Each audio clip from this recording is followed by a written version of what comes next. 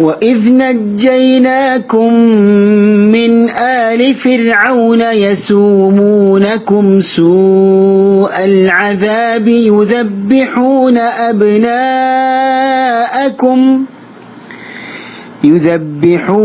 أَبْنَاءَكُمْ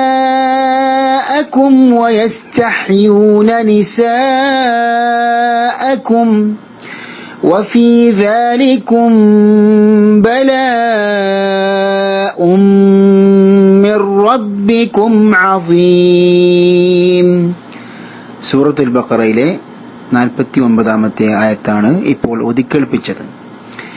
ഈ ആയത്ത് പാരായണം ചെയ്യുമ്പോൾ ഏതാനും നിയമങ്ങൾ ശ്രദ്ധയിൽപ്പെടുത്തുന്നു. ഒന്നാമതായി നജ്ജൈനാകും മിൻ, സുക്കൂനുള്ള മീമിന് ശേഷം മീമ് വന്നു. അൽ ഇദ്ഗാമു ശഫവി അല്ലെങ്കിൽ ഇദ്ഗാം മുതമാസിലൈൻ സഗീർ എന്നാണ് ഈ നിയമത്തെക്കുറിച്ച് പറയാറുള്ളത്. സുക്കൂനുള്ള മീമിനെ മീമിൽ ലയിപ്പിച്ച് ഷദ്ദുള്ള മീമാക്കി മണിച്ചുകൊണ്ട് ഓതേണ്ടതാണ്. മിൻ ആലി ഫിർഔൻ, സുക്കൂനുള്ള നൂനിന് ശേഷം ഹംസ് വന്നു. ഇദ്ഹാറാണ് നിയമം. അൽ ഇദ്ഹാറുൽ ഹൽഖി എന്നാണ് ആ നിയമത്തിന്റെ പേര്. യസൂമൂനകും സൂഅൽ അദാബ്, അവിടെ ദീർഘിപ്പിക്കേണ്ടതാണ്. അൽ മദ്ദുൽ മുത്തസിലാണ് ദീർഘത്തിന്റെ പേര്. ദീർഘാക്ഷരമായ വാവിന് ശേഷം ഹംസ് ഒറ്റ വാക്കിൽ വന്നു. അതിനാണ് അൽ മദ്ദുൽ മുത്തസിൽ എന്ന് പറയുക. 4 or 5 ഖദ്ർ നീട്ടേണ്ടതാണ്. അതേപോലെ അൽ മദ്ദുൽ മുത്തസിലിന്റെ വേറൊരു ഉദാഹരണമാണ് അബ്നാഅകും, നിസാഅകും, ബലാഉം മിൻ. അവിടെയെല്ലാം 4 or 5 ഖദ്ർ ദീർഘിപ്പിക്കേണ്ടതാണ്. വഫീ ദാലികും ബലാ, അവിടെ സുക്കൂനുള്ള മീമിന് ശേഷം ബാ വന്നു. അൽ ഇഖ്ഫാഉ ശഫവിയാണ് നിയമം. അതായത് സുക്കൂനുള്ള മീമിന് ശേഷം ബാ വന്നു. രണ്ടും ചുണ്ടുകളിൽ നിന്നാണ് പുറപ്പെടുന്നത്. ഇരു അക്ഷരങ്ങളും, മീമാകട്ടെ ബാ ആകട്ടെ. അപ്പോൾ 2 ചുണ്ടുകളും പൂർണ്ണമായും അടച്ചുകൊണ്ട് മൃദുലമായി ഉച്ചരിക്കേണ്ടതാണ്. വഫീ ദാലികും ബലാഉം മിർ റബ്ബികും അസീം. ബലാഉം മിൻ, തൻവീന് ശേഷം മീമ് വന്നു. മീമ് അൽ ഇദ്ഗാമു ബിഗുന്നയുടെ അക്ഷരങ്ങളിൽപ്പെട്ടതാണ്. തെൻവീനിനെ മീമിൽ ലയിപ്പിച്ച് മണിച്ചുകൊണ്ട് ഓതേണ്ടതാണ്. ബലാഉം മിർ റബ്ബികും, അവിടെ സുക്കൂനുള്ള നൂനിന് ശേഷം റാ വന്നു. മണിക്കാതെയുള്ള ഇദ്ഗാമിന്റെ അക്ഷരങ്ങളിൽപ്പെട്ടതാണ് റാ. ഇദ്ഗാം ചെയ്യണം. സുക്കൂനുള്ള നൂനിനെ റായിൽ ലയിപ്പിച്ച് മണിക്കാതെ ഓതേണ്ടതാണ്. അതിനുശേഷം സുക്കൂനുള്ള മീമിന് ശേഷം ഐന് വന്നു. മിർ റബ്ബികും അസീം, അവിടെ അൽ ഇദ്ഹാറു ശഫവിയാണ് നിയമം. സുക്കൂനുള്ള മീമിനെ വ്യക്തമാക്കി മണിക്കാതെ ഓതണം. ഒന്നുകൂടി നമുക്ക് ഈ ആയത്ത് പൂർണ്ണമായും കേൾക്കാം. وَإِذْ نَجَّيْنَاكُمْ مِنْ آلِ فِرْعَوْنَ يَسُومُونَكُمْ سُوءَ الْعَذَابِ يُذَبِّحُونَ أَبْنَاءَكُمْ وَيَسْتَحْيُونَ نِسَاءَكُمْ وَفِي ذَلِكُمْ بَلَاءٌ مِّن رَّبِّكُمْ عَظِيمٌ. السلام عليكم ورحمة الله وبركاته. بسم الله الرحمن الرحيم. الحمد لله رب العالمين والصلاة والسلام على نبينا محمد وعلى آله وصحبه أجمعين. أما بعد. സഹോദരങ്ങളെ, സൂറത്തുൽ ബഖറയുടെ 49-ാമത്തെ ആയത്തിന്റെ പഠനത്തിലേക്ക് ഇൻഷാ അല്ലാഹ് ഇന്ന് നമ്മൾ കടക്കുകയാണ്. وَإِذْ نَجَّيْنَاكُمْ مِنْ آلِ فِرْعَوْنَ يَسُومُونَكُمْ سُوءَ الْعَذَابِ يُذَبِّحُونَ أَبْنَاءَكُمْ وَيَسْتَحْيُونَ نِسَاءَكُمْ وَفِي ذَلِكُمْ بَلَاءٌ مِّن رَبِّكُمْ عَظِيمٌ. ഇവിടെ ഈ 49-ാമത്തെ ആയത്തിൽ പരാമർശിക്കപ്പെട്ട വാക്കാർത്ഥങ്ങൾ വൈദ് നജ്ജൈനാക്കും നിങ്ങളെ നാം രക്ഷപ്പെടുത്തിയ സന്ദർഭവും മിൻ ആലി ആൾക്കാരിൽ നിന്ന് ഫിർഔന്റെ യസൂമൂനക്കും അവർ നിങ്ങളെ അനുഭവിച്ചുകൊണ്ടിരിക്കെ സൂ അൽ അദാബ് കടുത്ത ശിക്ഷ യുദബ്ബിഹൂന അവർ അറുകൊല നടത്തിയിരുന്നു അബ്നാഅക്കും നിങ്ങളുടെ ആൺമക്കളെ വയസ്തഹയൂന അവർ ജീവിക്കുവാൻ വിടുകയും ചെയ്തിരുന്നു നിസാഅക്കും നിങ്ങളുടെ സ്ത്രീകളെ വഫീ ദാലിക്കും അതിലുണ്ട് അല്ലെങ്കിൽ ഉണ്ടായിരുന്നു ബലാഉൻ ഒരു പരീക്ഷണം മിൻ റബ്ബിക്കും നിങ്ങളുടെ രക്ഷിതാവിങ്കൽ നിന്ന് അലീം വമ്പിച്ച. അപ്പോൾ സഹോദരങ്ങളെ, ഈ വാക്കർത്ഥങ്ങൾ ചേർത്ത് കഴിഞ്ഞാൽ ഈ ആയത്തിന്റെ അർത്ഥം നിങ്ങളുടെ ആൺമക്കളെ അറുകൊല ചെയ്തുകൊണ്ടും നിങ്ങളുടെ സ്ത്രീകളെ ജീവിക്കാൻ വിട്ടുകൊണ്ടും നിങ്ങൾക്ക് കടുത്ത ശിക്ഷ അനുഭവിപ്പിച്ചുകൊണ്ടിരിക്കെ ഫിർഔന്റെ കൂട്ടരിൽ നിന്ന് നിങ്ങളെ നാം രക്ഷപ്പെടുത്തിയ സന്ദർഭം ഓർമ്മിക്കുക. നിങ്ങളുടെ രക്ഷിതാവിങ്കൽ നിന്നുള്ള ഒരു വമ്പിച്ച പരീക്ഷണമാണ് അതിലുണ്ടായിരുന്നത്. ഇതാണ് സഹോദരങ്ങൾ ഈ ആയത്തിന്റെ അർത്ഥം. ഇവിടെ ഇസ്രായേൽ സന്തതികളോട് അള്ളാഹു സുബ്ഹാനഹു വ തആല അവർക്ക് നൽകിയ ഒരു അനുഗ്രഹം പ്രത്യേകമായി എടുത്തു പറയുകയാണ്. മുമ്പ് ഇസ്രായേലിനെ കുറിച്ച് ചർച്ച ചെയ്തപ്പോൾ നമ്മൾ പഠിച്ച ഒരു വിഷയമാണ് യാക്കൂബ് നബി അലൈഹിസ്സലാമിയുടെ മറ്റൊരു പേരായിരുന്നു ഇസ്രായേൽ എന്നും അദ്ദേഹത്തിന്റെ മകനായ യൂസഫ് നബി അലൈഹിസ്സലാമക്ക് ഈജിപ്തിൽ ആധിപത്യം കിട്ടിയപ്പോൾ യാക്കൂബ് നബി അലൈഹിസ്സലാമിയും മറ്റു സന്തതികളും പിന്നീട് ഈജിപ്തിൽ താമസമാക്കിയ ചരിത്രം നമ്മൾ മുമ്പ് വിശദീകരിച്ചതാണ്. ചരിത്രം പറയുന്നത് ഏറെക്കുറെ 400 സംവത്സരങ്ങൾ കൊണ്ട് ആ കുടുംബം പെറ്റുപെരുകി ഒരു വമ്പിച്ച ജനതയായി തീരുകയാണ് ചെയ്തത് എന്നാണ്. ഇവരുടെ പെരുപ്പവും പാരമ്പര്യ സംസ്കാരങ്ങളും ഈജിപ്തിലെ പഴയ വംശജരായ കിബ്തികൾക്ക് സഹിക്കാതെ വന്നപ്പോൾ പിന്നീട് ഈ ജനതയ്ക്ക് നേരെ കിബ്തികൾ അക്രമവും മർദ്ദനവും അഴിച്ചുവിടുകയാണ് ചെയ്തത്. കാലക്രമേണ ഈജിപ്തിലെ രാജ്യഭരണം കയ്യിലാക്കിയ കിബ്തികൾ അവർ ഇവരെ അടിച്ചമർത്തുകയാണ് ചെയ്തത്. അങ്ങനെ അന്നത്തെ അവരുടെ ഭരണാധികാരം കൈമുതലാക്കിയവരെ വിളിച്ചിരുന്ന ഒരു സ്ഥാനപ്പേരാണ് സഹോദരങ്ങളെ ഫിർഔൻ എന്ന് പറയുന്നത്.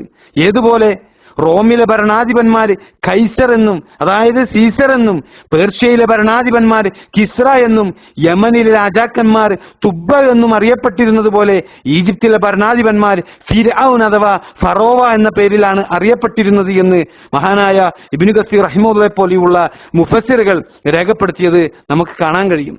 അങ്ങനെ ചരിത്രത്തിൽ കഴിഞ്ഞുപോയ അനേകം ഫിർഔന്മാരിൽ ഒരു ഫിർഔന്റെ കാലത്ത് ഇസ്രായേൽ സന്തതികളോടുള്ള വിരോധവും വർഗീയ പക്ഷപാതവും മൂർധന്യത്തിലെത്തിയ കിബ്തികൾ ഈജിപ്തിൽ താമസിച്ചിരുന്ന ഇസ്രായേൽ സന്തതികളെ ഉപദ്രവിക്കുവാൻ തുടങ്ങുകയാണ്. ഇസ്രായേലിനെ അവർ തങ്ങളുടെ അടിമകളായി ഗണിക്കുകയും അവരോട് തികച്ചും മൃഗങ്ങളെപ്പോലെ പെരുമാറുകയും വളരെ ദയനീയമായ മർദ്ദനങ്ങൾക്കും യാതനകൾക്കും അവർ വിധേയരാവുകയും ചെയ്തത് ചരിത്രത്തിൽ നമുക്ക് മുഴുനീളം കാണാൻ കഴിയും. സഹോദരങ്ങളെ, ഈ ചരിത്രമെല്ലാം ഖുർആൻ നമുക്ക് പറഞ്ഞു തരുന്നത് 14 നൂറ്റാണ്ടുകൾക്ക് മുമ്പാണ് എന്ന് നമ്മൾ പ്രത്യേകം ഓർമ്മ വെക്കേണ്ട ഒരു വിഷയമാണ്. കാരണം ഈജിപ്തിലെ ഫറോവമാരെ കുറിച്ച് പൗരാണിക ചരിത്രം പറഞ്ഞു തരുന്നതും പരിശുദ്ധ ഖുർആൻ നമുക്ക് അറിയിച്ചു തരുന്നതും വളരെ കൃത്യമായ നിലക്കാണ് എന്ന് നമ്മൾ തിരിച്ചറിയേണ്ടതുണ്ട്. ചരിത്ര പണ്ഡിതന്മാർ ഈജിപ്തിന്റെ പൗരാണിക ചരിത്രത്തെ 30 രാജവംശങ്ങളുടെ കാലഘട്ടങ്ങളായി വിഭജിച്ചിട്ടുള്ളത് നമുക്ക് കാണാം. ചരിത്രത്തിൽ യാതൊരുവിധ രേഖകളും ലഭ്യമല്ലാത്ത 3100 BC മുമ്പുള്ള കാലഘട്ടത്തെ, അതായത് പ്രീ ഡൈനാസ്റ്റിക് എറ എന്ന് പറയാറുള്ള രാജവംശങ്ങൾക്ക് മുമ്പുള്ള കാലഘട്ടം എന്ന് വിളിച്ചിരുന്ന ആ ഒരു കാലഘട്ടത്തിൽ അതെല്ലാം പഠനവിധേയമാക്കിയ പണ്ഡിതന്മാർ ഫറോവ എന്ന സ്ഥാനപ്പേരിന്റെ ഉത്ഭവത്തെക്കുറിച്ച് പഠനം നടത്തിയിട്ടുള്ളതും അവർ ആ വിഷയ സംബന്ധമായി പറഞ്ഞതും നമ്മൾ പ്രത്യേകം പഠിക്കേണ്ട ഒരു വിഷയമാണ്.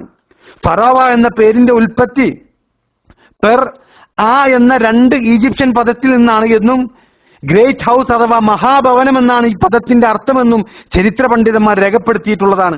ക്രിസ്തുവിന് മുമ്പ് അതായത് ഈസാ നബി അലൈഹിസ്സലാമക്ക് മുമ്പ് 3-ാം സഹസ്രാബ്ദം മുതൽ 2-ാം സഹസ്രാബ്ദത്തിന്റെ ആദ്യ പകുതി വരെ ഫറോവ എന്ന പേര് ഉപയോഗിച്ചിരുന്നത് അത് അവിടുത്തെ രാജകൊട്ടാരത്തിലായിരുന്നു എന്നാണ്. എങ്ങനെ? ഈസാ നബി അലൈഹിസ്സലാമക്ക് മുമ്പ് 3-ാം സഹസ്രാബ്ദം മുതൽ 2-ാം സഹസ്രാബ്ദത്തിന്റെ ആദ്യ പകുതി വരെ ഈ ഫറോവ എന്ന പേര്, ആ സ്ഥാനപ്പേര് ഉപയോഗിച്ചിരുന്നത് അവിടുത്തെ രാജകൊട്ടാരത്തിനായിരുന്നു എന്നാണ്. അതാണ് ഗ്രേറ്റ് ഹൗസ് എന്ന രൂപത്തിൽ വിളിക്കപ്പെടാൻ കാരണം.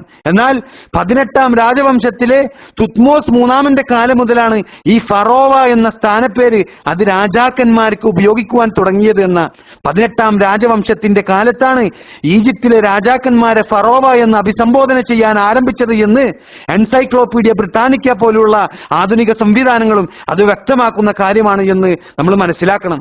അപ്പോൾ ഈ ചരിത്ര വസ്തുതകളെല്ലാം മുമ്പിൽ വെച്ച് പരിശോധിച്ചാൽ മൂസാ നബി അലൈഹിസ്സലാമക്ക് മുമ്പ് വന്ന യൂസഫ് നബി അലൈഹിസ്സലാമിയുടെ കാലഘട്ടത്തിലെ രാജാക്കന്മാരെയും അതുപോലെ ഇബ്രാഹിം നബി അലൈഹിസ്സലാമിയുടെ കാലഘട്ടത്തിലെ രാജാക്കന്മാരെയും ഫറോവ എന്നല്ല വിളിച്ചിരുന്നത് എന്ന് നമ്മൾ മനസ്സിലാക്കേണ്ടതുണ്ട്. കാരണം ഇന്ന് ക്രൈസ്തവരുടെ കൈവശമുള്ള ബൈബിളിൽ അബ്രഹാമിന്റെയും ജോസഫിന്റെയും ഒക്കെ ചരിത്രം പറയുമ്പോൾ അവരുടെ കാലഘട്ടത്തിലെ രാജാക്കന്മാരെ ഫറോവ എന്നാണ് വിശേഷിപ്പിക്കുന്നത് നമുക്ക് ബൈബിളിൽ കാണാൻ കഴിയും. ചരിത്രപരമായി അങ്ങനെ വിശേഷിപ്പിക്കുന്നത് അത് മഹാ അബദ്ധമാണ് എന്ന് അത് പറയുവാൻ വേണ്ടിയിട്ടാണ് സഹോദരങ്ങളെ ഈ വിഷയം ഇവിടെ പ്രത്യേകമായി ഉണർത്തിയത്. പരിശുദ്ധ ഖുർആനിന്റെ സത്യത എടുത്തു കാണിക്കുകയാണ് സഹോദരങ്ങളെ ഇവിടെ. കാരണം പരിശുദ്ധ ഖുർആനിൽ ഏതെങ്കിലും ഒരു ചരിത്രം വിശദീകരിക്കുമ്പോൾ അവിടെയൊന്നും നമുക്ക് യാതൊരു നിലക്കുള്ള അബദ്ധങ്ങളും നമുക്ക് കാണാൻ കഴിയുകയില്ല എന്ന് നമ്മൾ പ്രത്യേകം മനസ്സിലാക്കണം. കാരണം ഈ ഖുർആൻ അത് അള്ളാഹുവിൽ നിന്ന് അവതരിച്ചതാണ് എന്ന് നമ്മൾ ആ വിഷയത്തിൽ നമ്മൾ അത് ഗൗരവമായി തന്നെ പരിഗണിക്കേണ്ട ഒരു വിഷയമാണ് എന്നർത്ഥം. ഈസാ നബി അലൈഹിസ്സലാമക്ക് മുമ്പ്, അതായത് BC 1352-നും 1348-നും ഇടക്കാണ് ഈജിപ്തിൽ രാജാക്കന്മാരെ ഫറോവ എന്ന് അഭിസംബോധന ചെയ്യുന്ന രീതിക്ക് തുടക്കം കുറിച്ചത് എന്നാണ് ചരിത്രം പറയുന്നത്. ഫറോവ എന്ന പേര് വളരെ പ്രചാരം നേടിയ ഒരു കാലത്താണ് സഹോദരങ്ങളെ മൂസാ നബി അലൈഹിസ്സലാം ജനിക്കുന്നത് എന്ന് പരിശുദ്ധ ഖുർആൻ നൽകുന്ന ചരിത്രമാണ്. അതുപോലെ തന്നെ പുരാവസ്തു ശാസ്ത്രവുമായി എല്ലാ നിലക്കും യോജിക്കുന്ന ഒരു വസ്തുതയാണ് ഇത് എന്ന് നമ്മൾ തിരിച്ചറിയേണ്ടതുണ്ട്. ഇതോടൊപ്പം നമ്മൾ മനസ്സിലാക്കേണ്ട മറ്റൊരു പ്രധാനപ്പെട്ട കാര്യം 19-ാം നൂറ്റാണ്ട് വരെ ഈ ഫിറഔനുമായി ബന്ധപ്പെട്ട ചരിത്രം മനസ്സിലാക്കുവാൻ വേണ്ടി ലോകത്തിന് മുമ്പിലുണ്ടായിരുന്ന ഒരു മാർഗം അത് പരിശുദ്ധ ഖുർആനും അതുപോലെ തന്നെ സത്യവും അസത്യവും കൂട്ടിക്കലർന്ന ഈ ബൈബിളുമായിരുന്നു എങ്കിൽ സഹോദരങ്ങളെ ഇന്ന് ഈജിപ്തോളജി എന്ന പേരിൽ പുരാതന ഈജിപ്തിനെ കുറിച്ച് പഠിക്കുവാനുള്ള ഒരു പഠനശാഖ തന്നെ ഏറെ പുരോഗമിച്ച ഒരു കാലഘട്ടത്തിലാണ് നമ്മൾ ജീവിക്കുന്നത് എന്ന് നമ്മൾ മനസ്സിലാക്കണം. പുരാതന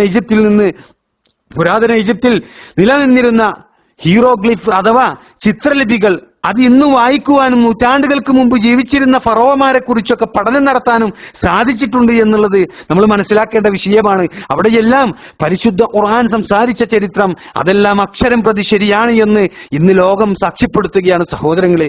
ഉദാഹരണത്തിന് ഫിറഔൻ തന്റെ ജനങ്ങളോട് പറഞ്ഞ കാര്യം, ഞാനല്ലാതെ യാതൊരു ദൈവവും നിങ്ങൾക്കില്ല എന്നാണ് ഫിറഔൻ ജനങ്ങളോട് പറഞ്ഞത്. തനിക്ക് ദിവ്യത്വമുണ്ട് എന്ന് വാദിച്ചു നടന്ന വ്യക്തിയായിരുന്നു ഫിറഔൻ എന്നർത്ഥം. എന്താണ് സഹോദരങ്ങളെ ഈ വിഷയത്തിൽ ഈജിപ്തോളജിയുടെ വെളിച്ചത്തിൽ നടന്ന പുതിയ ഗവേഷണങ്ങൾ ഈ വിഷയ സംബന്ധമായി പറയുന്നത്?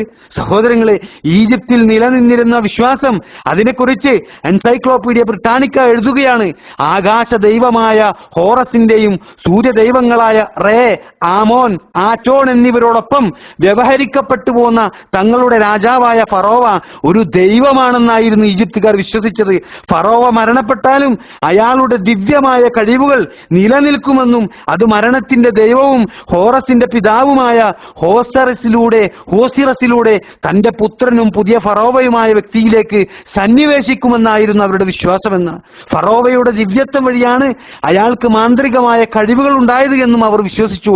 അയാളുടെ കിരീടത്തിന്മേലുള്ള സർപ്പമായ യുറായസ് തന്റെ ശത്രുക്കൾക്ക് നേരെ തീപ്പൊരി പാറിക്കുമെന്നും യുദ്ധഭൂമിയിൽ ആയിരക്കണക്കിന് ശത്രുക്കളെ പരാജയപ്പെടുത്തുവാൻ അയാൾക്ക് കഴിയുമെന്നും സർവശക്തനും സർവജ്ഞനും പ്രകൃതിയെയും വിളവെടുപ്പിനെയും എല്ലാം നിയന്ത്രിക്കുന്നവനുമാണ് അയാളെന്നായിരുന്നു അവരുടെ വിശ്വാസം. ഇതായിരുന്നു ഫറോവയെക്കുറിച്ച് ഈജിപ്തുകാരുടെ വിശ്വാസം. സഹോദരങ്ങളെ, തങ്ങളുടെ രാജാവ് ഒരു ദൈവമാണെന്നായിരുന്നു ഈജിപ്തുകാരുടെ സങ്കല്പമെന്ന് ചരിത്രരേഖകൾ സംസാരിക്കുന്ന വിഷയമാണ് എന്നർത്ഥം.